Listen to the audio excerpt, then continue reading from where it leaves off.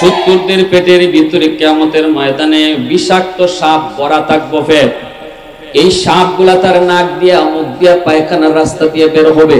হাসরের ময়দানে মানুষগুলি দেখবে আর বলবে এই দুনিয়ার মার্কা আমারা সুৎকুর ছিল, এজন্যই তার পেট থেকে সাপ বের হইতেছে। এত অপমানজনক শাস্তি আল্লাহ কিয়ামতের ময়দানে সুৎকুরকে দিবেন। কে সুৎকুর? কই সুদে যে টাকা লাগায় এও সুৎকুর, যে সুদের টাকা আনে এও সুৎকুর, যে সুদের সাক্ষী থাকে এও সুৎকুর, যে সুদের টাকা লিখে রাখে এও সুৎকুর। তাহলে সুৎকুর কয় দল? এ ভাই যুবক আওয়াজ দাও, সুৎকুর কয় দল? খালি যে সুদে ব্যবসা করে এ সুৎকুর না, যে সুদের টাকা আনে এও সুৎকুর। ভালো করে বুঝো। হ্যাঁ, লানা রাসূলুল্লাহ সাল্লাল্লাহু আলাইহি ওয়াসাল্লাম আকিলার রিবা ওয়া মুকিলাহু ওয়া কাতিবাহু ওয়া শাহিদাইহি। এই যে চার দল, নবীজি চার দলের কথা বলেছেন। লানা রাসূলুল্লাহ সাল্লাল্লাহু আলাইহি ওয়াসাল্লাম আকিলার রিবা, যে সুদের টাকা খায়, মুকিলাহু যে সুদের টাকা আনে, ওয়া কাতিবাহু যে লেখে, ওয়া শাহিদাইহি যে সাক্ষী থাকে। এই চার দল কিয়ামতের ময়দানে সুদ করিব, এদের পেট ভরা সাপ থাকবো। নাউজুবিল্লাহ। তাহলে সুদের লেনদেন যেখানে হয় এখানে থাকনো দিত না। এজন্যই আল্লাহ নবীর রহমতের নবী, মায়ার নবী তার হাদিস শরীফে এই কথাই আমাদেরকে বুঝাইছেন। সন্তান হলো বাপ মার কাছে, শিশুকাল যখন সন্তান ঘরে কাটায়, এই মা হলো তার প্রথম শিক্ষিকা, বাবা হলো তার প্রথম শিক্ষক, ঘর হলো তার প্রথম বিদ্যালয়। এমনকি পেটে থাকা অবস্থায় সন্তান মা যা করে এর আসর যায় সন্তানের উপরে পড়ে। পেটে সন্তান আসার পর এই সন্তানের উপরে মায়ের আসর যায় পড়ে। মা যদি দিনদার হয়, মা যদি নামাজি হয়, মা যদি কোরআন পড়নেওয়ালি হয়, তাহলে এই নেক কাজের আসর পেটের সন্তানের উপরেও যায় পড়ে। আর মা যদি বদকার হয়, এই বদকাদের আসর পেটের সন্তানের উপরেও যায় পড়ে। এজন্যই যেই সন্তান পেটে থাকতে মা বেশি বেশি টক খায়, সন্তান বড় হওয়ার পরে টক প্রিয় হয়। পেটে সন্তান নিয়ে যদি মা বেশি বেশি মিষ্টি খায়, সন্তান বড় হওয়ার পরে মিষ্টি প্রিয় হয়। সন্তান পেটে নিয়ে মা যদি বেশি বেশি ঘুমায় রে যুবক, এই সন্তান বড় হওয়ার পরে অলস হয়। যেই সন্তান পেটে নিয়ে মা বেশি বেশি করে একটু একটু করে করে কাজকর্ম করে, ঘরে টুকটাক কাজকর্ম করে, যদিও ডাক্তার বলছে না ভারী কোনো কাম করা যাবে না, এরপরেও যেই মা পেটে সন্তান নিয়ে টুকটাক কাম করবে, খালি ঘুমাবে না, ঘরে টুকটাক কাম কাজ করবে, এই সন্তান বড় হওয়ার পরে কর্মঠ হয়। কি হয়? কারণ মার টুকটাক কাম কাজের আসর যায় সন্তানের উপরে পড়ে। মা যদি সন্তান পেটে নিয়ে বেশি বেশি গান শুনে, গানের আসরও যায় সন্তানের উপরে পড়ে। এই সন্তান বড় হওয়ার পরে গান প্রিয় হয়, গায়ক হয়। আর মা পেটে সন্তান নিয়ে যদি বেশি বেশি কোরআন তেলাওয়াত করে, এই সন্তান বড় হওয়ার পরে অল্প দিনে হাফেজে কোরআন হয়। বেপরদায় চলে যদি মা পেটে সন্তান নিয়ে যদি মা বেপরদায় চলে, এই সন্তান বড় হওয়ার পরে ব্রেন ডিলা হয়, প্রতিবন্ধী হয়। আর পেটে সন্তান নিয়ে যদি মা বেশি বেশি পর্দার ভিতরে থাকে, তাহলে সন্তান জেহনি হয়, মেধাবী হয়, ব্রেন ভালো হয়। এর যুবক, এজন্য বলে শোনো, পাত্র যেমন জিনিস হয় তেমন, গাছ যেমন ফল হয় তেমন। ঠিক কিনা জোরে বলে? পাত্র যেমন, পাত্রের আসর যে জিনিসের উপরে পড়ে। এক জায়গায় আমি এরকম ভাবে চা খাইছিলাম ময়মনসিং এলাকায়, ভুলে এই চার মধ্যে দেখা যায় ঝাল লাগে। আমি বললাম, ভাই চাতে ঝাল লাগে কেন? আপনারা কি চার মধ্যে মরিচের গুঁড়া দিলেন নাকি? না হুজুর, আমরা তো চাতে চিনি দিলাম, মরিচের গুঁড়া কেন? আমি বললাম, চা তো ঝাল লাগে। এরাও একটু মুখে নিয়ে টেস্ট করলো, হওয়া ঠিকই তো চা ঝাল লাগে। ঘটনা কি? তালাশ করে দেখা গেল ওই যে তরকারি রাঁধি, তরকারির পাতিলে চা জাল দিছে। ঘটনা বুঝছেন? তরকারির পাতিলে চা জাল দেওয়ার কারণে তরকারির জাল চা তাইছে, ঠিক না? তাহলে বোঝা গেল পাত্র যেমন জিনিসের উপরে আসর পড়ে না পড়ে না, পাত্রের আসর যে জিনিসের উপরে পড়ে, ওই তরকারির পাতিলের আসর যায় চায়ের মধ্যে পড়ছে।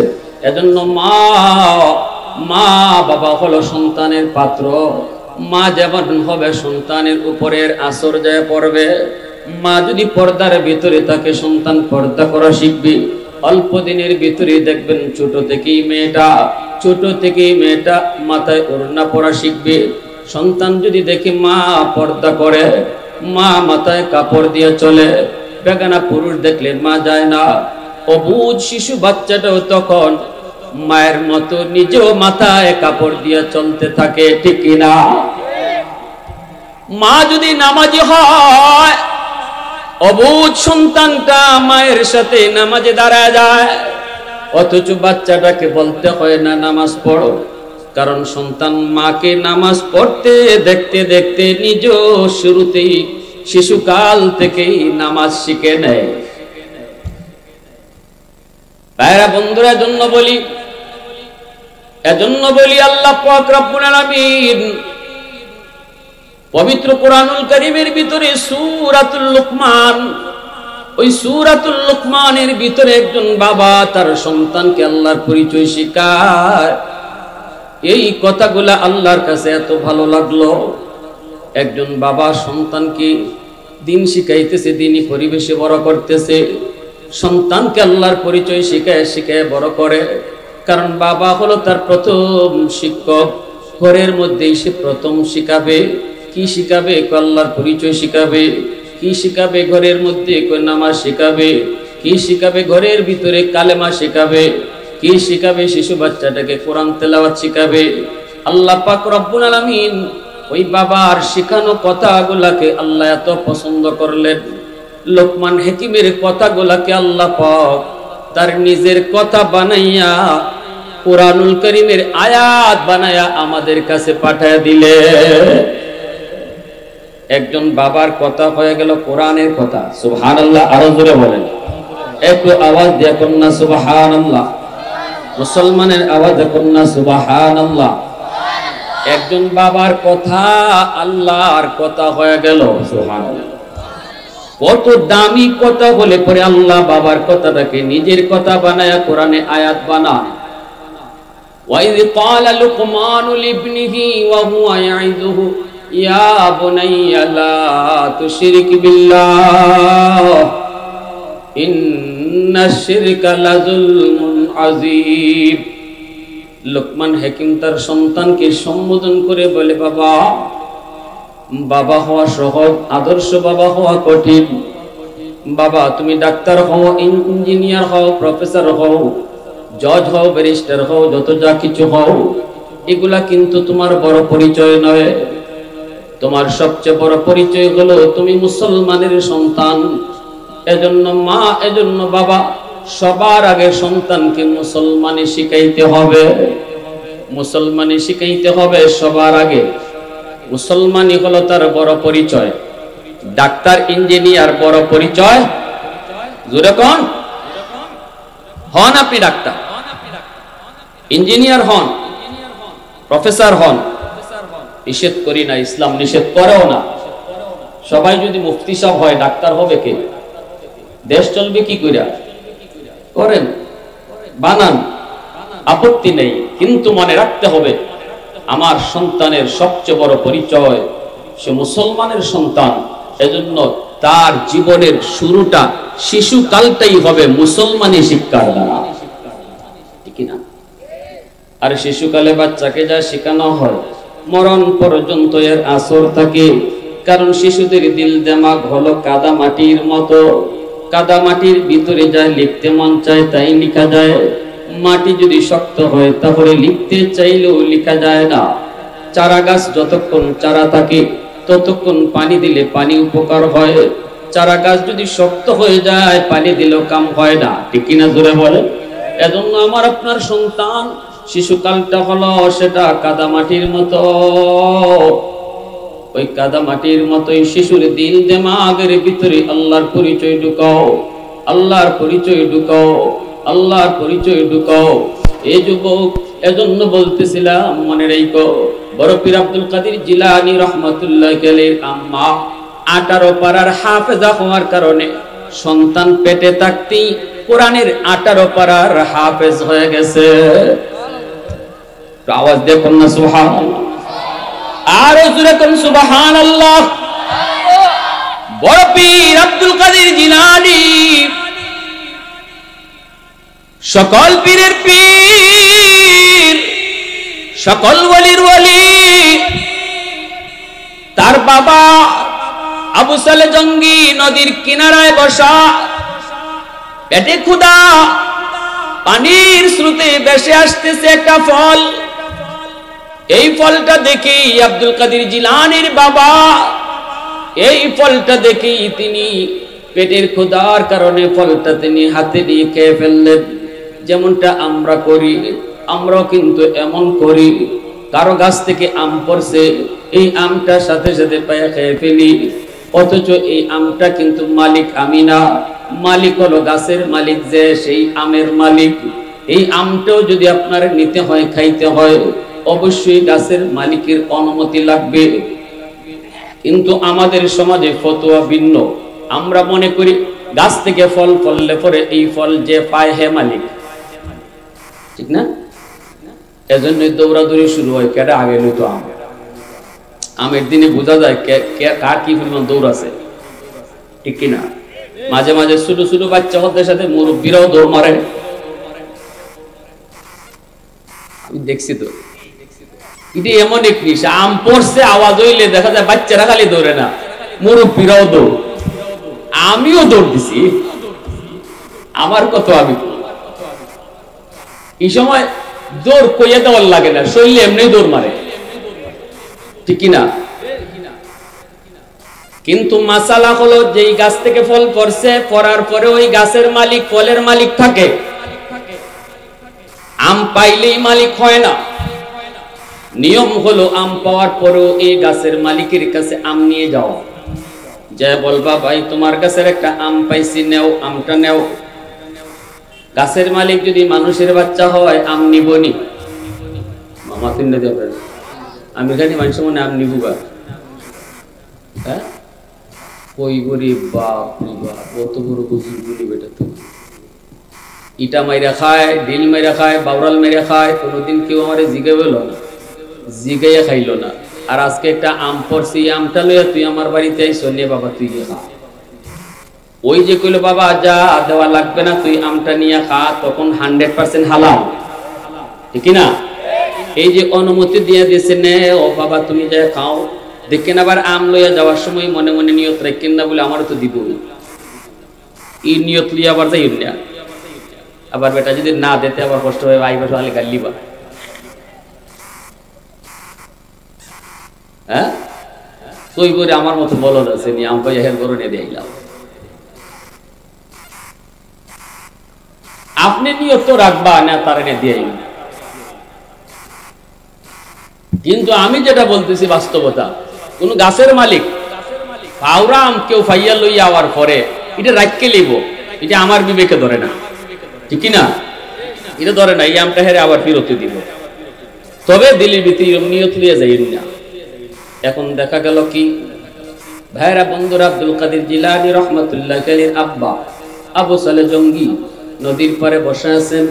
ফল যখন পানিতে ভেসে ভেসে গেল, ইনি ফলটা নিয়ে পেটের ক্ষুধায় খেয়ে ফেললেন। মনে করেছেন পানিতে ভেসে যায় ফল, এই ফল তিনি খেয়ে ফেলছেন পেটের ক্ষুধার কারণে।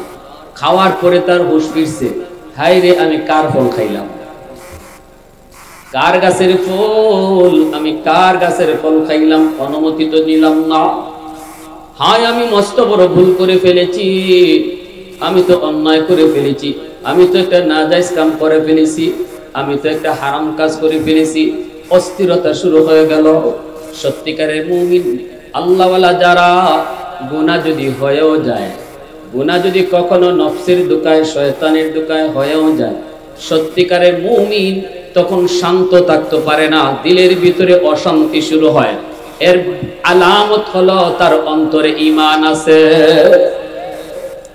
মাল ঈমান ইয়া রাসূলুল্লাহ? ইযা সাররাতকা হাসানাতুকা ওয়া ইযা সাআতকা সাইয়্যাতুকা ফাআনতা মুমিন। আল্লাহর নবী, রহমতের নবী বলেন, সাহাবীরা জিজ্ঞেস করে, নবী গো, মুমিন কাকে বলে, ঈমান কাকে বলে? নবীজি বলে, যখনই কোনো নেক কাম করবা, ভালো কাজ করবা, নেক আমল করবা, অন্তরে যদি নেক আমল করার পরে শান্তি লাগে আর গুনাহ হওয়ার পরে যদি অন্তরে অশান্তি লাগে, তাহলে বুঝবা তোমার অন্তরে ঈমান আছে। ঠিক কি না? এই যুবক, ভালো করে শোনো, গুনাহ হইতেই পারে, গুনাহ হইতো না এমন কথা আমরা কই না, গুনাহ হইবই। কিন্তু গুনাহ হওয়ার পরে যদি কেউ মজা লয়, অন্তরে তার ভয় না ঢুকে, হাই রে আমি কি করলাম, এত বড় একটা ভুল করছি, এত বড় একটা অন্যায় করছি, আল্লাহ তুমি মাফ করো, এই ভয়টা যদি তার না হয়, বরং যদি সে আরো আনন্দ পায়, রাসূল কয় তার ঈমান নাই, ঈমান নাই, ঈমান নাই।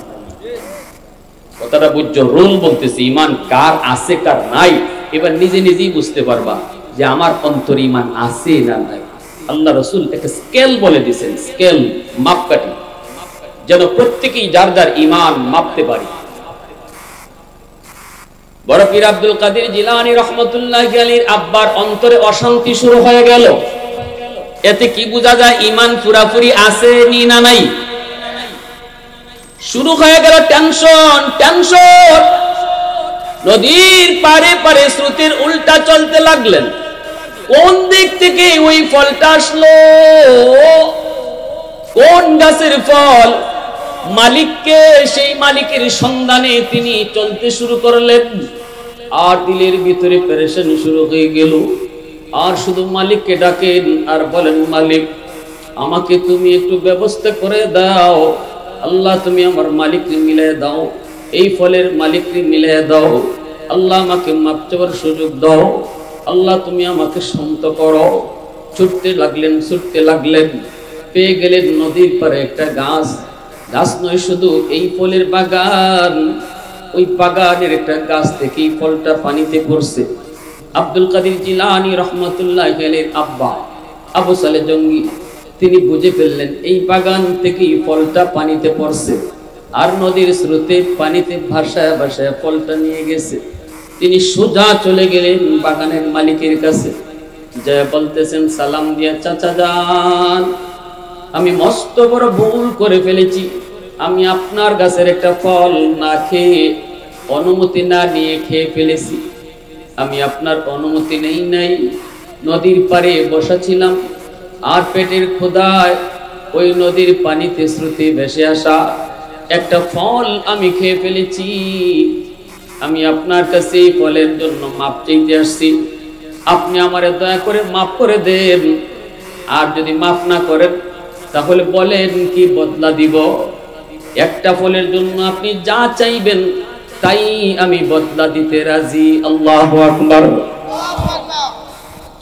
কারণ ফল তো পেটে চলে গেল, এই ফল তো আর দেওয়া সম্ভব নয়, পেট থেকে বের করা সম্ভব নয়। হয় আপনি মাপ দিবেন, নয় আপনি বদলা নিবেন, নয় আপনি বদলা নিবেন, নয় আপনি মাপ দিবেন। যখনই তিনি কথা যায় বলছেন, ফলের মালিক, বাগানের মালিক চিন্তায় পড়ে গেল, এ যুগেও বুঝি এমন আল্লাহওয়ালা খোদাবীর যুবক আল্লাহর জমিনে আছে। আল্লাহু আকবার। প্রশংসা করব কার? একটু আওয়াজ দেখুন না, কার প্রশংসা করব? কার গোলামি করব? কার ভয় করব? কারে? आवाज दिया को करे। वहदत की हिफाजत नहीं बेकुवत बाजू, वहदत की हिफाजत नहीं बेकुवत बाजू, आते नहीं कुछ काम हाक ले खुदा दाद, आते नहीं कुछ काम हाक ले खुदा दाद। ऐ मर्द खुदा तुझको कुव्वत नहीं हासिल, जा बैठ किसी गार में अल्लाह का कर याद, जा बैठ किसी गार में अल्लाह का कर याद। ये सच है कि बातिल की तरफदार नहीं हम, गद्दार न समझो हमें गद्दार नहीं हम। फूलों की तरह नरम मिजाज अपना है नजर, हम तेरी नहीं नेज़ा व तलवार नहीं हम। मुसलमान आवाज़े बोलेन अल्लाहु আকবার। যেই মাত্র বাগানের মালিক বুঝে গেল এই যুবক তো যুবক নয়, এই যুবক তো 10টা যুবকের মতো সাধারণ কোনো যুবক নয়। কত ফুল বাগান থেকে কত যুবক না খেয়ে খাইলো, না জেগে খাইলো, অনুমতি না নিয়ে খাইলো, কিন্তু একটা ফল পানিতে ভেসে ভেসে গেল, তাও এখান থেকে 2 মাইল 2.5 মাইল 3 মাইল দূর।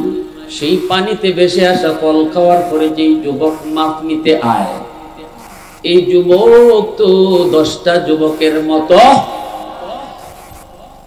যেই যুবক যৌবনে আল্লাহরে ডরায়, যেই যুবক যৌবনে আল্লাহকে ভয় পায়, মায়ার নবী বলেন লা ওয়ারাকাল কাফি, ওই যুবক যৌবনে আল্লাহর ওলির তালিকায় নাম উঠায় নেয়। কারণ একজন যুবকের সেজদা আর একজন বৃদ্ধ মানুষের সেজদা, একজন যুবক মানুষের সেজদা আর একজন বৃদ্ধ মানুষের সেজদা আসমান জমিন তফাৎ, ঠিক না? যুবকের সেজদার পাল্লা আল্লাহর কাছে 1000 গুণ বেশি ভারী হয়। এজন্যই মায়ার নবী দয়ার নবী বলেন, যেই যুবক যৌবনে আল্লাহকে ভয় করে, যেই যুবক যৌবনে মসজিদে যায়, যেই যুবক যৌবনে গুনাহ থেকে নিজের বাঁচায়, অথচ গুনাহ করার শক্তি ছিল, আরেকজনের গাছের ফল চুরি করে খাওয়ার শক্তি ছিল, রাতের অন্ধকারে বন্ধুদেরকে নিয়ে হাঁস চুরি করার ক্ষমতা তার ছিল, এরপরও সে যে করে না আল্লাহর ভয়ে। এই কথা কই বন্ধু, কেউ দেখবে না, দেখবেন তো আমার আল্লাহ। রাতের অন্ধকারে মালিক দেখবে না, দেখবেন তো আসমানের মালিক। এই কথা ভেবে যেই যুবক গুনাহ থেকে নিজেরে বাঁচায়, মায়ার নবী কয় ওই যুবক যৌবনী আল্লাহর ওলি হয়ে যায়। লা ওয়ারাকাল কাফি, লা ওয়ারাকাল কাফি, ক্ষমতা ছিল, সুযোগ ছিল, এরপরও যে গুনাহ করে না। সুযোগ ছিল, ক্ষমতা ছিল, এরপরও যে গুনাহ করে না। মায়ার নবী বলেন সেই হলো তোমাদের মধ্যে আল্লাহর ওলি। বুড়া মানুষ চাইলেও তো সব গুনাহ করতে পারবে না, বৃদ্ধ মানুষ চাইলেও তো সব গুনাহ করতে পারবে না। কথা কোন ডাব গাছে উঠা একজন বুড়া মানুষ ডাব খাওয়া সম্ভব নেই, কিন্তু একজন যুবক ডাব গাছে উঠা ডাব খাইয়া নামতেও পারবে, ঠিক না? অতএব দুইজনে যদি কয় আমি ডাব চুরি করি না, যুবকও যদি কয় আমি ডাব চুরি করি না, বুড়া মানুষও যদি কয় আমি ডাব চুরি করি না, দুইজনের না করা সমান নেই না বেশ কম আছে? মাতুন না দিয়ে আপনারা সমান না বেশ কম আছে? মুরব্বী মানুষ একজনে যদি কয় আমি ডাব চুরি করি না, আর একজনে কবে ডাব চুরি করবা না, পরে আগে ডাব গাছে উঠতে পারো নি, দেখো ঠিক কিনা? ভালো একটা কথা কইছো, ডাব চুরি করো, ডাব গাছে উঠতে পারো নি, কয় না উঠতেই পারি। আরেকজন যুবক যদি কয় না আমি ডাব চুরি করি না, এর যদি জিজ্ঞেস করা হয় বেটা ডাব চুরি করবে পরে ফারস নিয়ে উঠতে, ওই মিয়া খালি ভারী না, গাছও বইয়া ডাব খাইতামও পারি, ঠিক না? তাইলে এই দুইজনে ডাব চুরি না করা সমান না বেশ কম আছে? এই কথাটাই বুঝাইবার লাগি বলছি। একজন যুবক আর একজন বৃদ্ধ মানুষ দুইজন মসজিদে এক কাতারে নামাজ পড়তেছে, যুবকও সেজদায় গেছে, একজন বৃদ্ধ মানুষও সেজদায় গেছে, অথচ দুইজনের সেজদা আল্লাহর কাছে আসমান জমিন তফাৎ। ওই যুবকের সেজদার পাল্লা আল্লাহর কাছে 1000 গুণ বেশি ভারী হয়ে যায়। এই যুবক রে, কথা আরে এদিকে শোনো, একটু শোনো, মনোযোগ দিয়ে শোনো, কথাগুলো শোনো, একটু বুঝো। এজন্য বলি আমার ভাইরা বন্ধুরা, যুবক, ওই বড় পীর আব্দুল কাদের জিলানী রহমতুল্লাহ আলাইহির আব্বা আবু সালেহ জঙ্গি তখন টাটকা একজন যুবক, টাটকা যুবক, 22 বছর 23 বছরের যুবক, পূর্ণ যুবক, টকবক করে যৌবনে। আল্লাহু আকবার, জোরে বলেন। ওই অবস্থায় যুবক তোমাকে গুনার দিকে ডাকবে, ওই অবস্থায় যৌবন তোমাকে অন্যায় কাজের দিকে ডাকবে, ওই বয়সে যুবক তোমাকে যৌবন গুনার কাজের দিকে ডাকবে। সাবধান, মনে রাখো, যদি তুমি তোমার পাগলা ঘোড়ার লাগাম টান দিয়ে ধরতে পারো, ঘোড়াকে যেদিকে খুশি ওই দিকে দৌড় দেওয়াও না। বন্ধু ডাক দিলেই তুমি অন্যায় কাজে যাও না, কারণ তোমার অন্তরে আল্লাহর ভয়। একটু আওয়াজ দিয়া বলো কার ভয়? একটু আওয়াজ দিয়া বলো কার ভয়? চেয়ারম্যানের চোখে ফাঁকি দেওয়া যায়, মেম্বারের চোখে ফাঁকি দেওয়া যায়, বাপমার চোখে ফাঁকি দেওয়া যায়, উস্তাদের চোখে ফাঁকি দেওয়া যায়, কিন্তু কার চোখে ফাঁকি দেওয়া যায় না? রাতের অন্ধকারে মালিকের চোখ ফাঁকি দেওয়া যায়। রাজা হাঁসের মালিক দেখলো না, কিন্তু আসমানের মালিক দেখছে। ডাব গাছের মালিক তোমারে দেখলো না, কিন্তু আসমানের মালিক দেখছে। এই ভয়টা যেই যুবকের কলিজায়, এই ভয় যেই যুবকের কলিজায়, আল্লাহ নবী রহমতের নবী কয় শুধুমাত্র ওই যুবক ওলি হয় তা না, আল্লাহ পাক কয় লাউলা মাশাইকু রুক্কা ওয়াশশাবাবু খুশশা ওয়াল আতফালু রুত্তা ওয়াল আনআমু রুত্তা লাজআলতুস সামাআ হাদিদা ওয়াল আরদা খাফসাফা ওয়াত তুরাবা রামাদা ওয়ামা আনজালতু মিনাস সামাই কাতরা ওয়ামা আনবাততু মিনাল আরদি নাবাতা বাল আনজালতু আলাইকুমুল আযাবা সাব্বা। আল্লাহ বলে ওই যুবক, যেই যুবক আমি আল্লাহর ভয়ে যৌবনকে কন্ট্রোল করে শুধু তারে ওলি বানাই তা না, বরং ওই যুবকের সেজদার কারণে আমি আল্লাহ এই জমিন টিকায় রাখি। একটু আওয়াজ দিয়া কও না মালিকের নামটা সুবহানাল্লাহ। সুবহানাল্লাহ অর্থ আল্লাহ তুমি পাক। যে যত বেশি আল্লাহরে সুবহানাল্লাহ কইব, আল্লাহ তারে তত বেশি পাক বানায়া দিব। আমি যত কইমু মালিক তুমি পাক, তুমি পাক, তুমি পাক, সুবহানাল্লাহ। আল্লাহ কয় আমিও তোমারে পাক বানায়া দিলাম। এই জবান তোমার নাপাক ছিল, এই হাত তোমার নাপাক ছিল, এই পা তোমার নাপাক ছিল, এই বডি তোমার নাপাক ছিল, কিন্তু আমারে বেশি বেশি করে পাক করার কারণে আমি তোমার সব পাক বানিয়ে দিলাম। তাহলে আল্লাহর সুবহানাল্লাহ কইয়া ডাকলে লস না লাভ? আরো জোরে লস না লাভ? এজন্য বলি আমার ভাইরা বন্ধুরা, শোনো, আব্দুল কাদের জিলানী রহমাতুল্লাহ আলাইহির আব্বা এইবার তিনি বলতেছেন চাচা যান মাফ করে দেন, নতুবা বলেন কি বদলা নিবেন। সাথে সাথে বাগানের মালিক কই বাবা একটু তুমি এখানে বসো, আমি একটু ভিতর থেকে আসি। এই বলে মালিক চলে গেল ভিতরে, যে তার বিবিকে বলতেছি বিবি গো, আমাদের তো কোনো সন্তান নাই, আছে শুধু একটা মেয়ে সন্তান।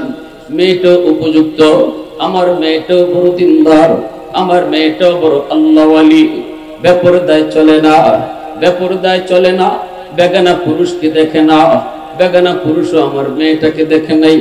আমার মেয়েটা বড় দিনদার আল্লাহওয়ালা, এমন একটা উপযুক্ত ছেলে তুমি আমি খুঁজতেছিলাম, আল্লাহর কাছেও চাইতেছিলাম, এমন চাওয়া চাইছি, আল্লাহ এমন উপযুক্ত একটা ছেলে আমাদের বাড়িতে পাঠায়া দিছে। সুবহানাল্লাহ, যেরকম চাওয়ার মতো চাইলে আল্লাহ দেয়নি না দেয় না? আমরা চাওয়ার মতো চাইতাম হইতে পারি না। চাওয়ার মতো ওই মা বাপে কেমন চাওয়া চাইছে, আল্লাহ আমার মেয়েটা যেমন এমন একটা ছেলে মিলাই দাও, এমন চাওয়া চাইছে। আল্লাহ খালি মানুষে গটক দিয়া খবর দিছে না, বরং জামাই নিজে বাড়িতে আইছে। তাহলে চাওয়ার মতো চাইতে হয় কার কাছে? একটু জোরে কোন কার কাছে? আল্লাহর কাছে। বাইরে বন্ধুরা জন্য বলি, ওই যে ওই ডাকাতের দল ডাকাতির জন্য বের হয়েছে, ডাকাতের দল ডাকাত সর্দার সহ বের হয়েছে। হঠাৎ করে ডাকাত সর্দার একটা লক্ষ্য করলো, একটা কাক একটা খেজুর গাছের মধ্যে যায় বসে। মরা খেজুর গাছ, খেজুর গাছের মাঝে যায় বসে, বসে আবার উড়াল দিয়ে আরেকটা খেজুর গাছে যায়, যাইয়া ওই পাকা খেজুর গাছ থেকে একটা খেজুর মুখে নেয়, নিয়ে ওই মরা খেজুর গাছে যায় কাকটা বসে, সেই খেজুরটা কই রাখে কেউ জানে না, খেজুরটা ওখানে রেখে আবার খেজুর গাছে যায়, পাকা খেজুর গাছে যায় আরেকটা খেজুর নেয়, নিয়ে আবার ওই মরা খেজুর গাছে কাকটায় খেজুরটা রাখে, রেখে আবার যায়। ডাকাত সর্দার কয় ঘটনাটা কি, এটা একটু আমার বুঝতে হবে, তোরা একটু দাঁড়া, আমি যে একটু বুঝি। এই বইলা ডাকাত সর্দার খেজুর গাছটা বায়া বায়া উঠলো, ওইটা দেখে মরা খেজুর গাছের ঝুপড়ির মধ্যে একটা অন্ধ সাপ, বিশাল বড় একটা সাপ, চোখে দেখে না, ওই সাপটা হা করে আছে, আর ওই সাপের মুখের মধ্যে কাকে খেজুর নিয়ে দিতেছে। আওয়াজ দেখুন না, সুবহানাল্লাহ, সুবহানাল্লাহ। এই অন্ধ সাপটা এই দুনিয়াতে নিজের খাবার নিজে খাইতে পারে না, আল্লাহর উপর ভরসা করে বসে রয়েছে। মালিক তুমি তো রাজ্জাক, তুমি তো রিজিক দেনওয়ালা, আল্লাহ আমার তো চোখ নাই, আমি কোত্থেকে খাবার আনবো? আল্লাহর কাছে এমন চাওয়া চাইছি, আল্লাহ কই তোরে জাগাত বইয়া খানা পৌঁছায় দিব। আমি আপনি দুনিয়ায় আসার আগে আল্লাহ রিজিক পাঠাইছে, মানুষ পাঠাইছে আল্লাহ পরে, রিজিক পাঠাইছে আগে। সন্তান দুনিয়াতে আগমন করে, একটা বাচ্চা মার গর্ভ থেকে দুনিয়াতে আসে, আইসেই দেখে মার বুকে তার জন্য আগের থেকে আল্লাহ খানা রেডি রাখছে। সুবহানাল্লাহ। সন্তান আগে আসে না মার বুকে দুধ আগে আসে? দুধ আগে আসে, কারণ খাবার আল্লাহ আগে পাঠায়। আল্লাহু আকবার, জোরে কর। এই কথা বোঝানোর জন্য বান্দা রিজিকের জন্য পাগল হবি না, রিজিকের জন্য আমি আল্লাহকে ভুলবি না।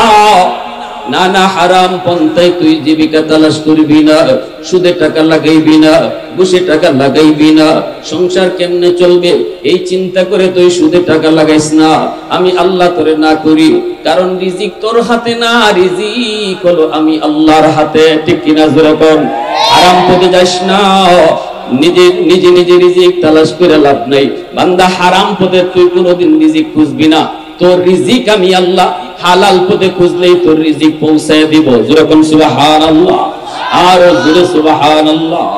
আহাদুল লাইসা কামিসলিক সামাদুল লাইসা কাফাদলিক লিমানিল মুলকু তুগুই তুসাজাওয়ার খুদাই তু খুদা বন্দে ইয়ামিনি তু খুদা বন্দে ইয়াসারি তু খুদা বন্দে জমিনি তু খুদা বন্দে সামাই तू रहीमी तू करीमी तू समीई तू बसीरी तू मुइद्दी तू मुदिल्ली तू मलिकिल अर्श बजाई बरी अज चूचिराई बरी अज सूरत रंगी बरी अज इज्ज निवाजी बरी अज बेमुमीदी बरी अज खुर्दन अखुफ्तन बरी अज तुहमत मरदन बरी अज बेमुमीदी बरी अज रंज बालाई।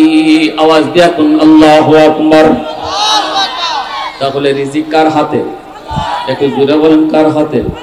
রিজিকের জন্য সুদে টাকা লাগাইবেন, আরো জোরে কোন সুদে টাকা লাগাইবেন। যেই করে সুদ যায়, যেই করে সুদ খায়, এই করে কোনোদিন রহমত ঢুকে না। ঠিক কিনা জোরে বলেন। সুদখোরদের পেটের ভিতরে কিয়ামতের ময়দানে বিষাক্ত সাপ ভরা থাকবো, পেট থাকবো বিষাক্ত সাপে ভরা সুদখোরদের। এই সাপগুলা তার নাক দিয়া, মুখ দিয়া, পায়খানার রাস্তা দিয়ে বের হবে। হাসরের ময়দানে মানুষগুলি দেখবে আর বলবে এই দুনিয়ার মার্কা মারা সুদখোর ছিল, এজন্যই তার পেট থেকে সাপ বের হইতেছে। এত অপমানজনক শাস্তি আল্লাহ কিয়ামতের ময়দানে সুদখোরকে দিবেন। কে সুদখোর? কই সুদে যে টাকা লাগায় এও সুদখোর, যে সুদের টাকা আনে এও সুদখোর, যে সুদের সাক্ষী থাকে এও সুদখোর, যে সুদের টাকা লিখে রাখে এও সুদখোর। তাহলে সুদখোর কয় দল? এ ভাই যুবক আওয়াজ দাও, সুদখোর কয় দল? খালি যে সুদে ব্যবসা করে এ সুদখোর না, যে সুদের টাকা আনে এও সুদখোর। ভালো কিছু বুঝো। হ্যাঁ, লানা রাসূলুল্লাহ সাল্লাল্লাহু আলাইহি ওয়াসাল্লাম আকিলার রিবা ওয়া মুকিলাহু ওয়া কাতিবাহু ওয়া শাহিদাইহি। এই যে চার দল, নবীজি চার দলের কথা বলেছেন। লানা রাসূলুল্লাহ সাল্লাল্লাহু আলাইহি ওয়াসাল্লাম আকিলার রিবা, যে সুদের টাকা খায়, মুকিলাহু যে সুদের টাকা নেয়, ওয়া কাতিবাহু যে লেখে, ওয়া শাহিদাইহি যে সাক্ষী থাকে, এই চাইর দল কিয়ামতের ময়দানে সুদ করিব, এদের পেট ভরা সাপ থাকবো। নাউজুবিল্লাহ। তাহলে সুদের লেনদেন যেখানে হয় এখানে থাকনো দিত না, ঠিক না জোরে হয়? সুদের মাত কথা হইতেছে এই মাত হুননো যাইতো না, ঠিক না? সাক্ষী থাকা তো দূরে কথা, হুননো যাইতো না, এখানে থাকনোই যেত। যদি খালি আমি শুনি যে সুদের মাত কথা হইতেছে আর আমি শুনে রাখছি, আর হে বলি সবা তোমার সাক্ষী রেখে গেলাম, আর আমিও গেলাম ওই সাক্ষী, কেমন বলো? আমি কুস্তাব না, এরপরও আমি সুদ করিলাম, ঠিক কিনা? সাবধান মহিলা মা বোনেরা, আজকাল পুরুষ না খালি মহিলায় ওষুধ খাওয়া শুরু করছে।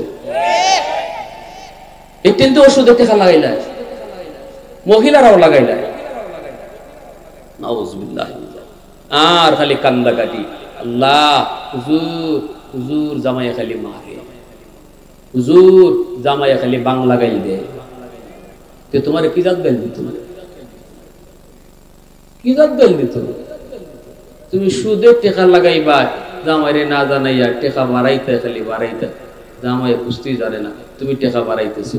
এদিকে তোমার টেকা বাড়তেছে, আর এদিকে আল্লাহ জামাই হাতের শক্তি বাড়াইতেছে তোমার ফিটাই বলতে।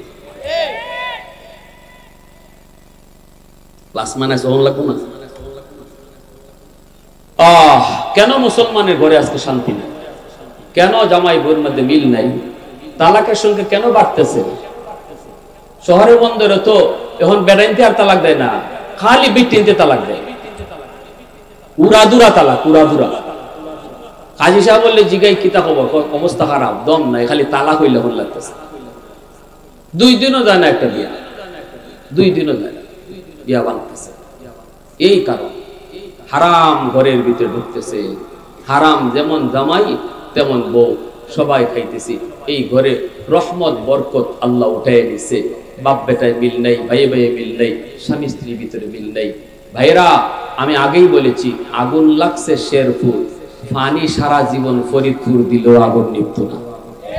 সারা জীবন না, গঙ্গা নদীর পানি আইনা ডাইলা দেন আপনি ফরিদপুর, আগুন তো শেরপুর, আপনি পানি দেন না, বঙ্গোপসাগরে পানি নিয়ে ফালাই দেন।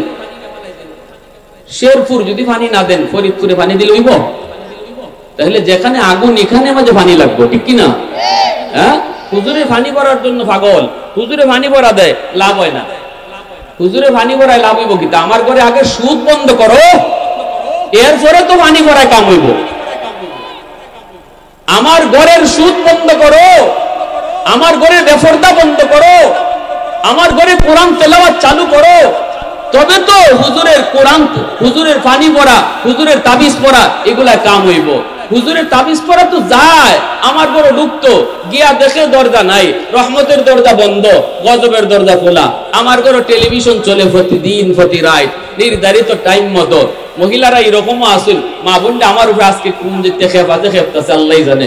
অনেক মহিলারা আছে ফাঁক শাক আগে কইরা লাই, টাইম মতো ইন্ডিয়ান নাটক দেখবেন। এই রুটিন জানা আছে, এই টাইম জানা আছে, কিন্তু দিনও একবার কোরআন তেলাওয়াত করতে হবে, এই রুটিন নাই। দিন যায়, সপ্তাহ যায়, মাস যায়, মুসলমানের ঘরে কোরআন তেলাওয়াত হয় না। অথচ প্রতিদিন নাটক চলতেছে, প্রতিদিন মোবাইল চলতেছে, প্রতিদিন আমার ঘরে এরকম ভাবে গান বাজনা হইতেছে, রুটিন মাফিক চলতেছে নাটক সিনেমা, কিন্তু আল্লাহর কোরআন তেলাওয়াতের কোনো রুটিন নেই। কেমনে আমার হুজুরের ভানি পড়াকে আপনার ঘরে ঢুকতো, গিয়া দেখে গজবের দরজা খোলা, রহমতের দরজা বন্ধ। আল্লাহর কোরআন তো গজবের দরজা দিয়ে ঢুকে না, কোরআন তো রহমতের দরজা দিয়ে ঢুকে। আগের জমানায় যে উলামায়ে কেরাম ফু দিলেই কাম হইতো, ওই সময় মুসলমানের ঘরে রহমতের দরজাও খোলা ছিল। ফজরের পরে অনেক মুসলমানের ঘর থেকে কোরআন তেলাওয়াতের আওয়াজ শোনা যেত। আজ কোথায় গেল সে কোরআন তেলাওয়াতের সুমধুর আওয়াজ? কি ভাই অসুবিধা হইতেছে? মেহমান নিয়ে আসো, শেষ দিয়ে দিচ্ছি ঘটনাটা, একটু মনোযোগ দিয়ে শুনেন। এইদিকে আমার ভাইয়েরা বন্ধুরা, এ যুবক যেই মাত্র বাগানের মালিক তার বিবিকে বলল, বিবি গো চাওয়ার মতো চাইছি, আল্লাহ পাঠায় দিছে আমাকে ঘর। কারে কয় ছেলে উপযুক্ত ছেলে। কেমন ছেলে? কয় এমন ছেলে। বিবি সাহেব কয় তাহলে সারণ যাইতো না, ঠিক না? সারণ যাইতো না, এরকম ছেলেই দরকার। যাও তাড়াতাড়ি দিয়ে আটকাও।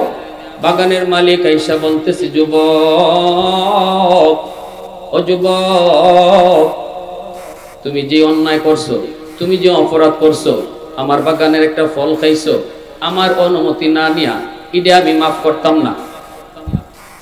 কি করবো না? কয় মাফ না করলে বদলা নেও। কয় বদলাও নিতাম না, ফল দেও, পেট থেকে বাইর করো। পয়সা চাই না, কেমনে সম্ভব?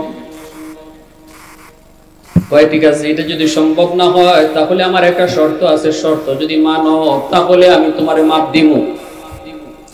কয় কি শর্ত আপনি বলেন, যা বলবেন আমি তাই মানবো। বাগানের মালিক কয় আমার একটা মেয়ে আছে উপযুক্ত, আমার এই মেয়েটাকে তোমার কাছে বিয়ে দিতে চাই। তুমি যদি বিয়ে করতে রাজি হও তাহলে আমি তোমাকে মাফ করে দিব। আবু সালে জঙ্গি কয় চাচা,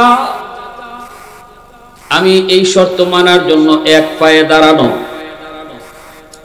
এই শর্ত মানার জন্য আমি রাজি আছি, যে কোনো শর্ত মানতে আমি রাজি। তবু আমি আল্লাহর দরবারে আল্লাহর কাঠগড়ায় দাঁড়ায়া আসামি হতে চাই না। একটা হারাম ফল খাওয়ার অপরাধে জাহান্নামের আগুন আমি সইতে পারবো না। একটা কবিরা গুনাহ যদি কেউ করে ৭০,০০০ বছর জাহান্নামের আগুনে জ্বলতে হবে। না না, আমি পারবো না, পারবো না। আমাকে আপনি মাফ করেন, আমাকে আপনি যা বলেন আমি তাই মানব।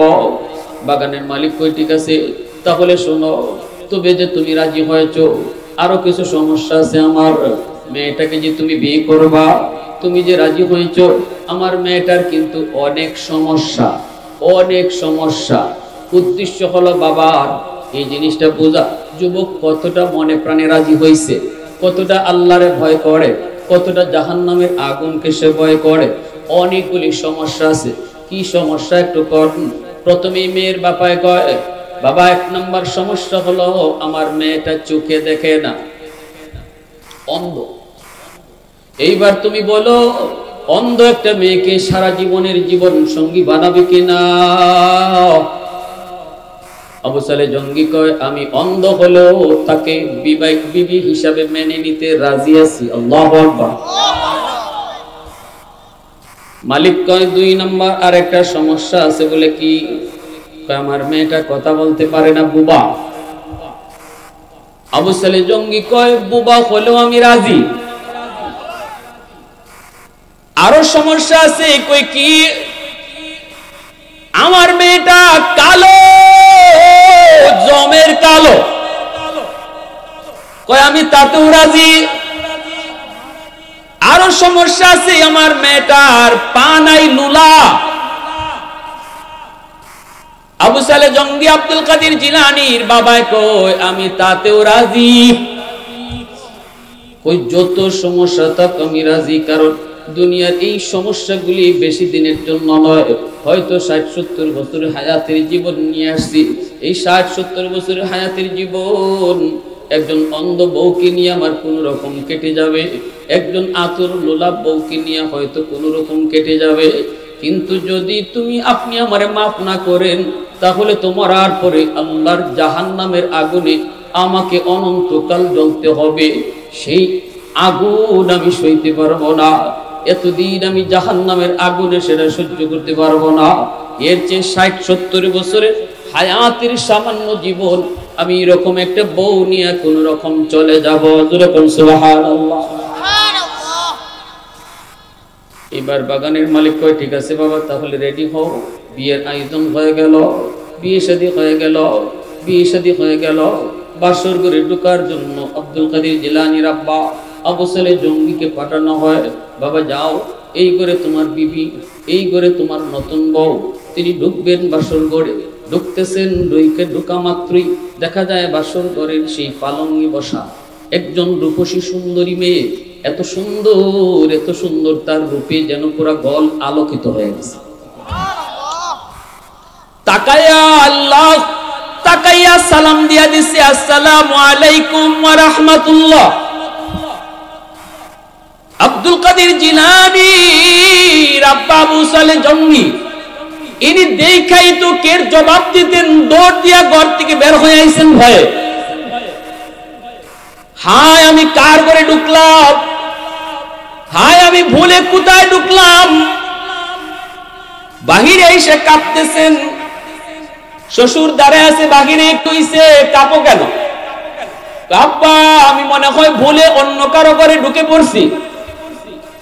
কয় কেন? কয় আমি দেখলাম এত সুন্দর পুরা ঘরটা আলোকিত তার রূপে, কিন্তু আমি জানি আমার স্ত্রী হলো কালো, কুৎসিত কালো। আমি ঘরে ঢুকলাম, দেখি আমার দিকে টক টক বক করে তাকাইছে, হরিণীর মতো তার দুটো চোখ। আমি জানি আমার স্ত্রী যে হবে সে অন্ধ হবে, তার চোখ নেই। আমি গেলাম, যা দেখলাম আমার এত সুন্দর করে সালাম দিল, অথচ আমি জানি আমার বউ যে হবে সে কথা বলতে পারে না, ঠিক না? আবার বল দেখ, শুনলাম তার পা নাই, তাও আমি দেখলাম পাও বিছানো।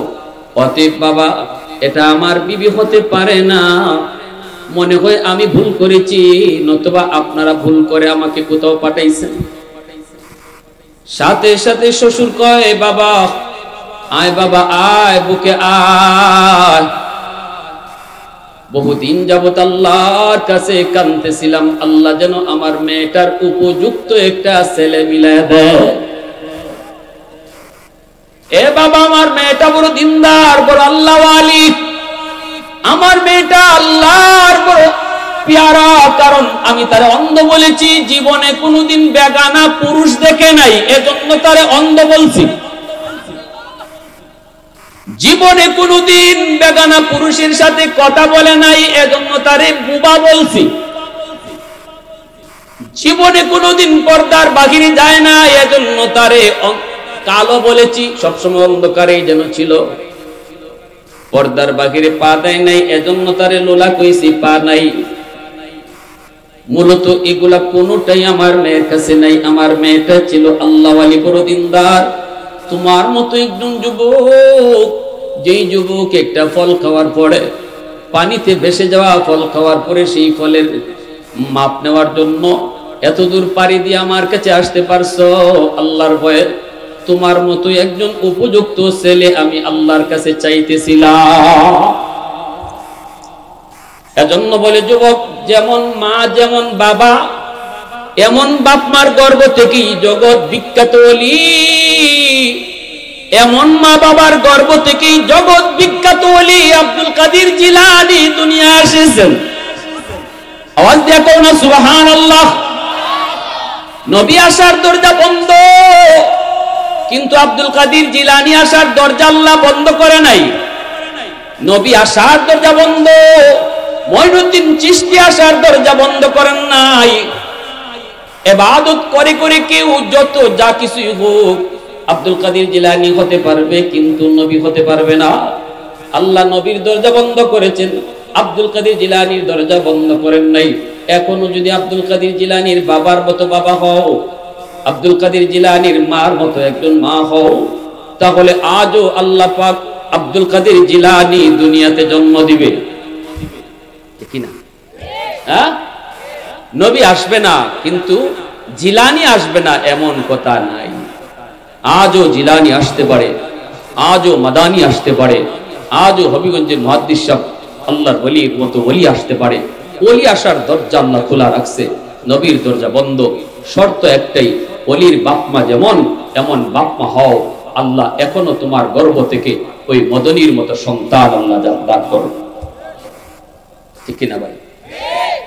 এজন্য আল্লাহর নবী বলেছেন, কুল্লু মাউলুদিন ইউলাদু আলাল ফিতরা ফাআবাওয়াহু ইউহাব্বিদানিহি আও ইউনাসসিরানিহি। ওই আব্দুল কাদের জিলানীর আম্মা 18 পারার হাফেজা, 18 পারার হাফেজা, সন্তান পেটে আইছে আব্দুল কাদের। 18 পারা কোরআনের হাফেজ, কোরআনের তেলাওয়াত করতেন। যত বেশি বেশি কোরআন তেলাওয়াত করতেন পেটে সন্তান থাকার পরে, পেটে সন্তান থেকেই মার কোরআন তেলাওয়াত শুইনা শুইনা হাফেজ হয়ে গেছে।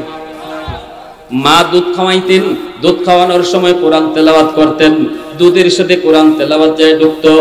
এই তেলাওয়াত শুনতো, সন্তানে মার দুধও খাইতো, দুধও খাইতো, মার মুখের কোরআন তেলাওয়াত শুনতো, শুনে শুনে সন্তান হাফেজ হয়ে গেছে।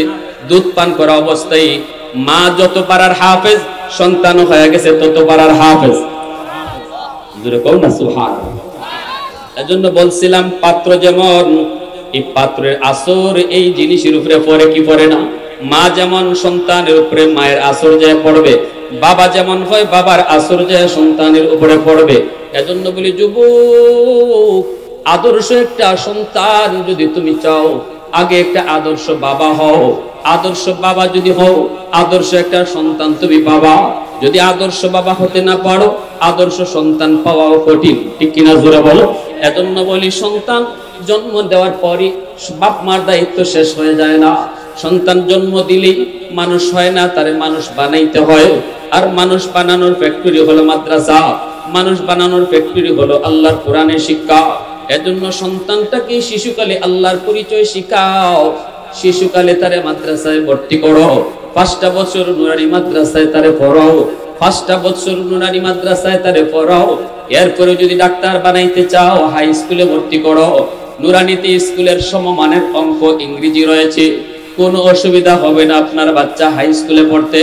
কিন্তু এই 5 বছর যদি তারে নুরানি মাদ্রাসায় পড়াও, তাহলে এই 5 বছরে কলিজার ভিতরে আল্লাহর পরিচয় নিয়ে হাই স্কুলে যাবে, কলিজার ভিতরে আমার নবীর মহব্বত নিয়ে হাই স্কুলে যাবে, কলিজার ভিতরে আখিরাতের চিন্তার ফিকির নিয়ে সে হাই স্কুলে যাবে, কলেজে যাবে, ভার্সিটিতে যাবে, ডাক্তার হবে, ইঞ্জিনিয়ার হবে।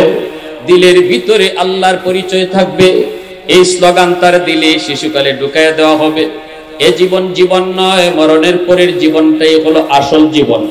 এই স্লোগানটা আপনার সন্তানের কলিজায় দেওয়া হবে। এই স্লোগান যদি কোনো সন্তানের কলিজায় দেওয়া হয়, আর এই কলিজায় লেখা লইয়া যদি ডাক্তার হয়, আদর্শ ডাক্তার হবে, ডাকাত হবে না, ঠিক কিনা? যেই ডাক্তার মনে করে জীবন জীবন নয়, মরণের পরের জীবনটাই হলো আসল জীবন, এই ডাক্তার কোনোদিন ডাকাত হবে না, আদর্শ ডাক্তার হবে। অযথাই আপনারে টেস্ট দিবে না, লাগে না টেস্ট একটাও, দেয় 10টা। উদ্দেশ্য হইল যতটা টেস্ট করাইব ততটার থেকে ডাক্তারের পার্সেন্টেজ আইব। এবার তুমি খেত বেচো আর জমি বেচো আর যা করো, এটা ডাক্তারের আয় আর যায় না। সিজার নরমাল ডেলিভারি কেস, কয় সিজার লাগবো, নাইলে বাচ্চাও মরবো, মাও মরবো। অথচ ডাক্তারে জানে বাচ্চার পজিশন বালা, সিজার লাগে না। নরমাল ডেলিভারি হইলে বিল কম, আর সিজার হইলে 20,000 30,000। এই 20-30,000 টাকার নুমে পড়ে যেই ডাক্তার সিজার করতে হবে মিথ্যা রিপোর্ট দেয়, বলুন তো সে ডাক্তার হওয়ার পরেও ডাক্তার হইছে না ডাকাত হইছে? জোরে বলেন, ডাক্তার না ডাকাত? এজন্য বলি শিশুকালটা তারে 5টা বছর অন্তত মাদ্রাসায় পড়ায় তারে ডাক্তার বানাও। কলিজার ভিতরে এই কথা তার বদ্ধমূল হয়ে থাকবে, আমার এই জীবনে প্রতিটা কাজের হিসাব একদিন আল্লাহর কাছে দিতে হবে। অতএব মানুষের জীবন নিয়ে কখনো ছিনিমে না খেলা যাবে, মিথ্যা রিপোর্ট কোনোদিন দিবে না। আদর্শ ডাক্তার হবে, আদর্শ ডাক্তার হবে। ইঞ্জিনিয়ার হলেও আদর্শ ইঞ্জিনিয়ার হবে, রডের বদলা কোনোদিন বাঁশ দিবে না। আদর্শ ডাক্তার হলো, আদর্শ ইঞ্জিনিয়ার হলো। 5টা বছর নুরানি মাদ্রাসায় পড়াও, এটা হলো বাপ মার সবচেয়ে বড় জিম্মাদারি, সবচেয়ে বড় দায়িত্ব। নাম, ধর্মীয় নাম, আকিকা দেওয়া, এটাও আসতো বহু হুনসই, এগুলো তো করবাওই। ধর্মীয় একটা নাম রাখতা, সন্তান হওয়ার পরে আকিকা দিতা, হ্যাঁ, আলিমুল আমার কাছ থেকে নাম দিতা। এখন তো আর আমরা নাম হুজুরের কাছে নিয়ে আনি না, নাম নিজের ওই রেখেলাই কি কাম করেন না। নাম ভালো একটা নাম, অর্থবোধক নাম, আলেমের কাছ থেকে নাম রাখবা। তারপরে মূল যে কাজটা বাপ মার, ঘরের পরিবেশটাও ধর্মীয় পরিবেশে তারে দেখায় দেখায় বড় করো। কোনোদিন স্বামী স্ত্রী ঝগড়া করে গালাগালি করো না। জামাই যদি বউরে বাংলা গাইল দেয়, এই বাংলা গাইলো এই শিশু বাচ্চাটার কানে গিয়ে রেকর্ড হয়, চৌকেও রেকর্ড হয়। এই বাচ্চায় গাইল শিখে শিখে বড় হইব। এই বাচ্চাও কোনোদিন বাপ মারে শ্রদ্ধা করতো না। বাচ্চা কাচ্চার সামনে যদি স্বামী স্ত্রী ঝগড়া করো, সাবধান, ঘরটা তার প্রথম বিদ্যালয়। এই ঘর থেকে যা দেখতেছে শিখতেছে, এরপরে যখন পড়ালেখার বয়স হইব তখন তার প্রথম পড়ালেখা শুরু হইব মাদ্রাসা শিক্ষা দিয়ে। কারা কারা রাজি আছেন একটু হাত উঠে দেখা।